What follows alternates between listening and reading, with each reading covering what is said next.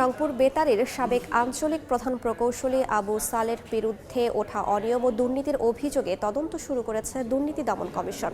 দুপুরে প্রতিষ্ঠানের আঞ্চলিক কার্যালয়ে অভিযান চালায় দুদক রংপুর কার্যালয়ের পরিচালক হোসেন শরীফ। অনুসন্ধানে আবু সালের মেয়াদকালে ভুয়া বিল, ভাউচার, গাড়ি ব্যবহার ও জেনারেটর ব্যবহারে জ্বালানি খরচে অনিয়ম সহ উঠে আসে নানা অনিয়ম, অসঙ্গতি। একই সঙ্গে আঞ্চলিক কার্যালয়ের ভবন মেরামতের নামে বরাদ্দ অর্থ লোপাটেরও প্রমাণ পায় সংস্থাটি। যাচাই বাছাই শেষে কমিশনের মাধ্যমে আইনগত ব্যবস্থা নেওয়ার কথা জানায় দুদক।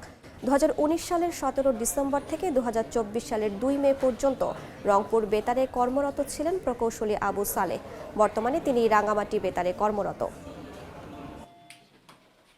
মেরামত খাতে কিছু ছিল, কিছু যাতায়াতের ছিল, যেগুলি হয়তো প্রপার ডকুমেন্টস ছিল না।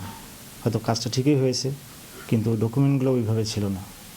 ওনারা এই অসঙ্গতিগুলো দেখেছেন। আর প্রাথমিকভাবে আমাদের কাছে মনে হচ্ছে যে বেশ কিছু অসঙ্গতি রয়েছে, বিশেষ করে মেরামত এবং বিল ভাউচারের ক্ষেত্রে বেশ কিছু অসঙ্গতি আমরা পেয়েছি মর্মে আমাদের কাছে প্রতি মনে হয়েছে। বেশ কয়েকজন কর্মচারী এবং কর্মকর্তার নাম রয়েছে, আমরা তাদেরও ইন্টারভিউ নিয়েছি, তাদের বক্তব্য নিয়েছি, তারা কোনোভাবে সংশ্লিষ্ট কিনা। যেহেতু তিনি অফিস প্রধান ছিলেন, তার নির্দেশে অধিকাংশ কাজ হয়েছে মর্মে তারা বলেছেন,